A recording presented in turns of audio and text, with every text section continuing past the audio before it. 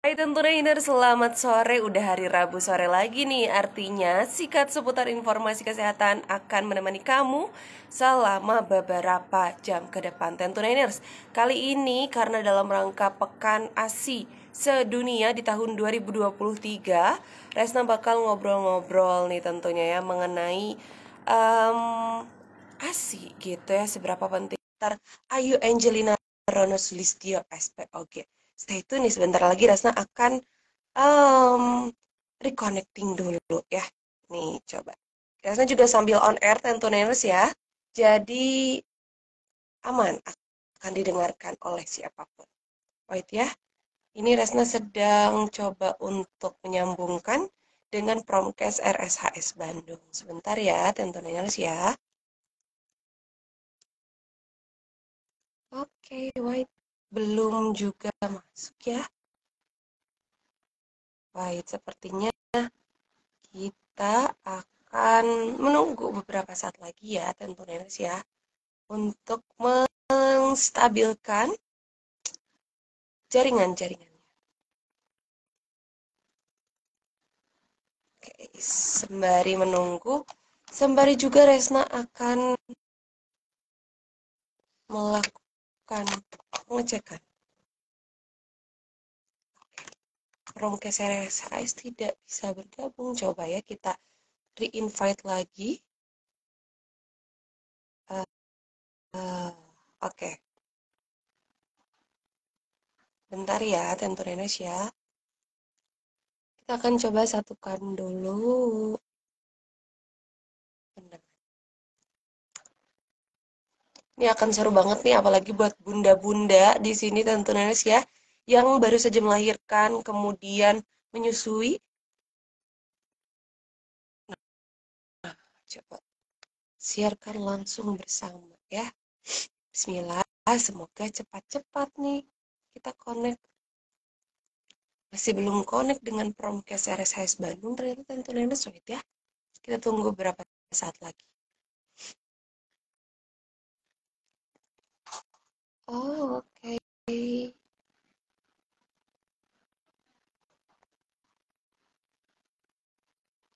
Sebentar tentunya kita coba reconnecting bersama Promkes RSHS Bandungnya ya. Masih reconnect juga nih. Oke. Wait ya, tentunerers. By the way, kalau misalnya mau nanya-nanya dari sekarang boleh banget ya. Ini masih agak sulit juga ya, tentunerers, untuk masuk atau loginnya. Nah, halo, assalamualaikum, Ya, Dokter Ayu. halo. Waalaikumsalam warahmatullahi wabarakatuh. Oke, alhamdulillah ya dok ya, kita bisa langsung Akhirnya. connect ya, karena tadi beberapa kali belum bisa connect, harus reconnect lagi gitu. Tapi alhamdulillah ya sekarang kita bisa bersuasapa di sini. Rasna buka dulu ya untuk kali ini, dokter. Assalamualaikum warahmatullahi wabarakatuh, dokter Ayu dan Tentunews dan para pendengar di sini. Selamat sore, semoga dalam keadaan sehat ya. Perkenalkan, saya Resna dari Radio MDK Tasikmalaya. Ya, perkenalkan ya dok ya, salam kenal. Gimana nih dok, kabarnya sehat? Sehat, alhamdulillah. Baik, Alhamdulillah. Lagi di Bandung berarti ya dok ya? Habis praktek lagi di mungkin? Bandung. Iya, masih di tempat praktek. Iya, gimana dok? By the way, cuaca di Bandung aman-aman kah atau masih dingin-dingin nih dok? Aman, tapi ternyata udara Bandung lagi kurang bagus ya, kalau nggak salah ya. Hmm, Sekarang iya. terlalu Aduh, banyak polusi. iya ya, aduh polusi yang menjadi salah satu hal yang harus kita Mm-mm. perhatikan juga ya, karena lumayan juga untuk kesehatannya dok ya. Oke, apalagi untuk ibu-ibu yang bunda-bunda yang sedang hamil dan menyusui juga itu berpengaruh ya dok ya. Nah makanya kali ini tentu Neners di hari Rabu sore di seputar informasi kesehatan, Resna bersama dengan Dokter Ayu akan ngobrol-ngobrol mengenai ASI ya dok ya, mengenai Ya. pentingnya menyusui untuk ibu-ibu, untuk bunda-bunda di sana nih dok ya, karena dalam rangka Pekan ASI di tahun 2023 ini. Oke. Nah, by the way untuk Tentunenes yang ingin bertanya, boleh banget ya di komen-komen aja di sini. Nanti Resna akan sampaikan kepada Dokter Air. Gitu ya. Oke, Dok, kita langsung aja ke pertanyaan yang pertama ya, Dok ya. Mengenai Boleh. ASI atau air susu ibu ya, Dok ya. Seberapa Ya, penting sih, Dok ya, untuk bayi-bayi untuk merasakan ASI ibunya sendiri. Boleh nggak nih dok, kalau misalnya ASInya itu sekali atau dua kali langsung diganti dengan susu formula lain? Nggak, silakan dok. ya, oke. Terima kasih. Jadi kalau misalnya kita membahas mengenai ASI, ada dua komponen sebenarnya, Mbak. Ada yang kita sebut sebagai breast milk atau ASI, ada yang kita sebut sebagai breastfeeding atau menyusui. Nah, tapi untuk kesuksesan itu dua-duanya harus bisa, gitu ya, karena dua-duanya punya pengaruh yang sangat penting kepada bayi. Nah, apa sih fungsinya? Sebenarnya banyak sekali kalau kita lihat punya ASI, pentingnya menyusui pada seorang bayi. Kalau kita lihat dari fungsinya masing-masing, misalnya untuk breast milk atau ASI ini, dia itu punya nutrisi yang sangat lengkap gitu ya, mulai dari kandungan karbohidratnya, kemudian kandungan proteinnya, kemudian kandungan lemaknya yang tidak dapat digantikan oleh susu lain ya, susu pengganti atau susu formula. Walaupun mereka ada tambahan, tapi tidak pernah ada yang kadar lemaknya atau kadar karbohidratnya itu menyamai dengan ASI. Nah, kemudian mungkin ada yang bertanya, dok, bukannya kalau kita tinggi kadar karbohidratnya maka susah dicerna gitu ya. Nah, itulah bedanya antara ASI dengan susu formula. Kadar karbohidrat dan kadar lemak protein di dalam ASI ini itu sangat mudah dicerna oleh lambung bayi, usus bayi gitu ya, dibandingkan dengan susu formula. Kemudian di dalam ASI itu juga penuh dengan antibodi yang fungsinya untuk menjaga daya tahan tubuh atau imunitas bayi ya. Kemudian dia juga punya banyak bakteri baik untuk kesehatan dari bayinya ya, dari usus bayi, sehingga jarang sekali bayi-bayi ASI ini kena diare gitu. Kemudian yang terakhir tentu saja dia jauh lebih murah, jauh lebih mudah dibandingkan dengan. Nah, kalau kita bicara mengenai menyusuinya, tentu saja menyusui ini keuntungannya adalah dia membentuk bonding gitu ya, dia membentuk bonding dengan ibu, kemudian dia juga kondisi kesehatan ibu dengan apa? Dengan cara dia mencegah terjadinya kehamilan karena fungsi hormon dari ASI, sehingga kalau ibunya menyusui eksklusif, ibunya juga nggak cepet hamil lagi gitu, sehingga mungkin kondisi ibu untuk kehamilan berikutnya akan jauh lebih free gitu. Oke, berarti memang fungsinya sangat banyak sekali ya dok ya. Untuk bayinya sendiri dan untuk ibunya sendiri gitu dok. Kalau misalnya dari sisi ibu nih dok ya, Resna sering dengar juga kayaknya, kebetulan Resna belum belum apa ya, belum ada di fase itu mungkin ya dok ya. Tapi sering ngedenger juga kalau misalnya ibu-ibu muda tuh kayak, aduh sakit nih, apalagi kayak ada momen-momen baby blues gitu ya dok ya. Terus juga kayak, aduh sakit nggak mau nih menyusui dan lain sebagainya. Nah itu gimana mungkin dok cara mengatasinya nih biar ibu-ibunya tuh mau untuk menyusui dan apa ya, bukan mengesampingkan gitu ya, untuk dan biar nggak stres menghadapi baby blues itu dok. Ya, oke.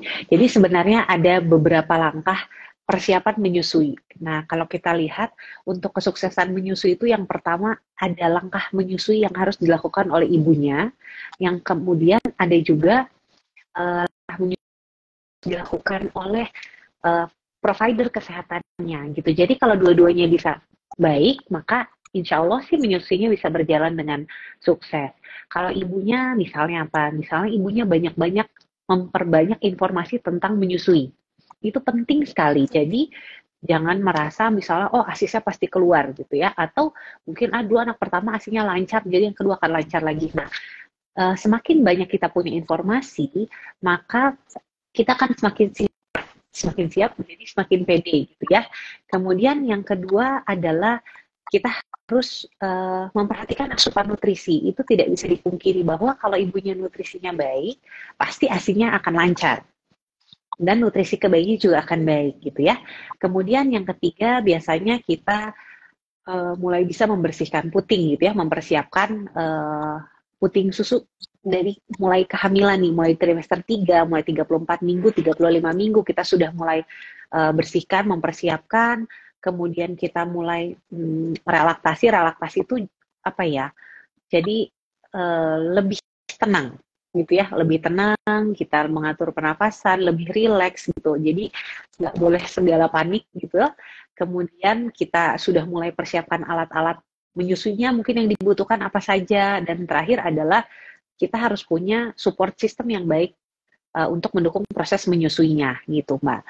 Nah, kalau kita bicara mengenai provider kesehatannya gitu, maka ada kita bilangnya sebenarnya dari WHO ini ada 10 langkah, tapi kurang lebih sebenarnya intinya adalah sama. Intinya itu dia tidak boleh apa ya, menjual susu formula gitu ya di dalam rumah sakitnya. Kalau kita kenal kan sekarang banyak baby friendly hospital gitu, atau mungkin baby friendly clinic. Ibunya rooming baik, ibunya diajarkan untuk IMD, ibunya diajarkan untuk menyusui dengan baik, kemudian ibunya diberikan konseling, staff-staffnya juga punya ilmu yang baik tentang menyusui, sehingga kalau ibunya panik, tentu saja mungkin bidan atau perawat atau dokter yang menangani juga bisa memberikan ketenangan dan support kepada ibunya, sehingga proses menyusuinya akan berjalan dengan sangat nyaman. Oke, wah ternyata memang butuh persiapan ya dok ya mengenai hal Ya, itu. Apalagi tadi yang pertama perlunya ilmu ya dok ya. Nah salah satunya kita akan bahas di sini tentunya. Kemudian tadi ada yang paling penting adalah nutrisi. Untuk nutrisi yang baik, asupan apa aja sih dok yang harus ibu menyusui dapatkan gitu ya agar ASINya lancar dan juga agar bisa dengan mudah juga gitu keluar ASINya. Oke, jadi sebenarnya kalau untuk nutrisi hampir sama seperti nutrisi saat kehamilan ya. Jadi karbohidratnya harus cukup, kemudian protein, lemak, kemudian kalsium, serat. Jangan lupa dehidrasi. Hidrasi itu ibunya juga banyak konsumsi cairan gitu ya. Nah, kemudian zat besi, tentu saja ibu-ibu yang punya anemia itu juga akan mengurangi atau meningkatkan risiko untuk kesulitan menyusui gitu ya. Jadi sebenarnya makanan itu yang penting matang, bersih, sehat, dan ibunya bisa mengkonsumsi dengan baik. Insya Allah sih kebutuhan nutrisinya cukup untuk ibu-ibu tersebut. Oke, jadi kurang lebih memang sama ya dok ya Ya, dari segi perasaan terus juga nanti ketika kalau misalnya kayak pompa-pompa kayak gitu itu nggak apa-apa berarti ya dok ya atau nggak nggak akan apa-apa. Itu kan menyakiti kalau persiapan sebenarnya. Persiapan oke untuk menyusui. masuknya ke situ oke oke dok kalau Tapi misalnya sebenarnya Resna kalau nih untuk lanjut dulu dok lanjut dulu mau nggak silakan dokter dulu oh ya, oh, kayaknya agak nge-lag mungkin dari saya ya. Jadi sebenarnya kalau iya misalnya intinya kalau saya selalu ajarkan kepada calon ibu-ibu baru, terutama ibu-ibu mungkin yang hamil anak pertama, bahwa menyusui itu harus dipersiapkan. Kemudian biasanya kalau ibunya sudah punya ilmu dari usia mungkin 34-35 minggu, apalagi mungkin ada beberapa yang aslinya udah keluar, ibunya akan jauh lebih percaya diri saat bayinya lahir gitu. Jadi biasanya kita persiapkan dari awal nih, dari 34 minggu kita sudah konseling, saya udah ajarkan untuk membersihkan puting, untuk meningkatkan nutrisi, mungkin dengan suplemen-suplemen laktasi gitu ya. Yang tujuannya bukan mengeluarkan ASI, meningkatkan nutrisi dari ibunya gitu ya, sehingga uh, kita ajarkan juga bahwa IMD itu bagaimana cara IMD yang baik gitu ya. Bayi itu ditempel, bukan bayi itu kalau udah lahir kita tempelin ke badan tuh dia akan langsung menyusui, itu jarang kayaknya ya. Jadi memang harus ada prosesnya sampai bayi itu bisa menyusui. Harus ditempel dulu ke ibunya gitu ya. Jadi dia skin to skin contact dulu, dia cium dulu bau ibunya yang biasanya ada di dalam perut nih, sekarang dia nempel, dia cium dulu bau ibunya, oh ternyata ibu saya gitu. Nah, kalau dia sudah skin to skin, mungkin sekitar 10 menit, 15 menit, 20 menit, baru proses IMD itu kan berjalan. Jadi bukan artinya bayi lahir dia biasanya gitu. Enggak, jadi setelah dia sudah skin to skin, baru bayinya akan mulai bergerak untuk menyusui kepada ibunya. Gitu. Oke, siap. Kebayang. Jadi memang ada proses bondingnya dulu mungkin tadi ya dok ya. Ada proses Ya, ada proses bonding betul. antara si bayi dan juga si ibunya gitu. Nah dok kalau misalnya tadi mengenai pompa-pompa seperti itu, biasanya kan kalau Resta ngeliat tuh ibu-ibunya tuh suka dimasukin ke plastik-plastik gitulah ya, terus disimpan di Ya. kulkas gitu. Nah biasanya kalau air susu yang seperti itu di kulkasnya tuh boleh berapa lama sih dok? Apalagi kan ibu-ibu yang bekerja mungkin ya, jadi harus dipompa, Ya, harus dipersiapkan seperti itu. ya, betul. Jadi kalau misalnya kita tidak bisa melakukan direct breastfeeding atau menyusui langsung, mungkin pilihan keduanya adalah menyimpan ASI perah gitu. Nah, kemudian untuk ASI perah ini biasanya untuk ASI perah segar yang baru dikeluarkan itu kurang lebih 4 sampai 6 jam di udara suhu ruangan. Kemudian itu jadi kalau kita simpan dulu di pintu ya, kalau kita buka kulkas itu di pintunya itu mungkin sekitar 1 sampai 3 hari. Kalau misalnya kita masukkan di dalam bagian dalam dari kulkasnya itu mungkin sekitar 1 minggu. Kalau misalnya kita taruh di atas di freezer itu mungkin bisa lebih lama 1 sampai 3 bulan tergantung freezernya yang khusus freezer atau pokoknya semakin kita sering buka tutup kulkas sebenarnya efektivitas penyimpanannya akan berkurang gitu.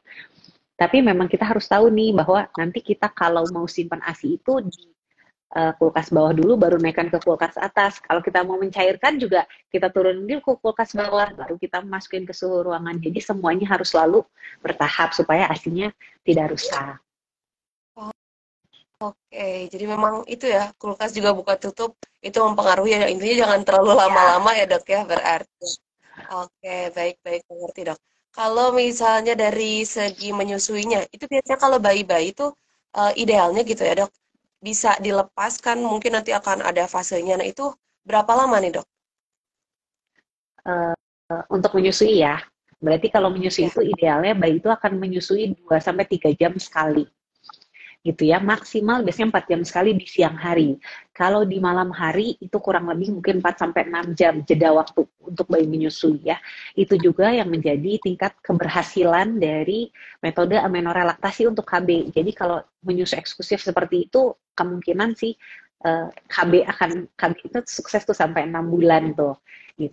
Nah, kemudian sehingga kita harus tahu juga kalau kita mau memerah, kita harus ritme bayi, yaitu merahnya itu 2 sampai 3 jam sekali. Kadang-kadang ibu tuh ke kantor kemudian memerahnya hanya jam istirahat gitu ya. Jadi 6 jam sekali, 6 jam sekali tentu saja jadi produksi ASI-nya jadi turun. Karena mau tidak mau produksi ASI itu supply and demand. Berapa yang dibutuhkan dia akan menyediakan gitu. Kalau misalnya bayinya menyusui 8 sampai 10 kali, otak akan memberikan sinyal bahwa kamu harus sediakan 8 sampai 10 kali. Tapi ketika bayinya menyusui hanya 4 sampai 6 kali, otak akan memberikan sinyal, oh ini cuma 4 sampai 6 kali nih, sehingga produksinya akan berkurang. Gitu. Makanya prinsipnya itu adalah supply and demand. oke Gitu. dok, jadi memang harus menyesuaikan ya, jadi nggak bisa ngikutin jam kerja ibunya, Iya, tapi nanti habis mengikuti. baru 2 3 bulan berkurang hasil Iya. perahannya. Oke, ternyata memang mempengaruhi juga ya itu tuh. Karena semakin kita produktif gitu ya dalam memerahnya juga, itu akan semakin lancar juga gitu ya dok ya. Nanti akan mengikuti ternyata supply and demand-nya. Oke, mengerti, mengerti nih dok. Kalau misalnya bayi menyusui itu sampai umur berapa? Nah, ini nih dok ya. Sampai umur berapa kira-kira harus menyusuinya? Kayak Untuk ASI ya kita dok? sebut ya, untuk yang kita sebut sebagai menyusui eksklusif itu 6 bulan pertama. 6 bulan pertama tanpa makanan pendamping. Artinya cukup dengan ASI saja.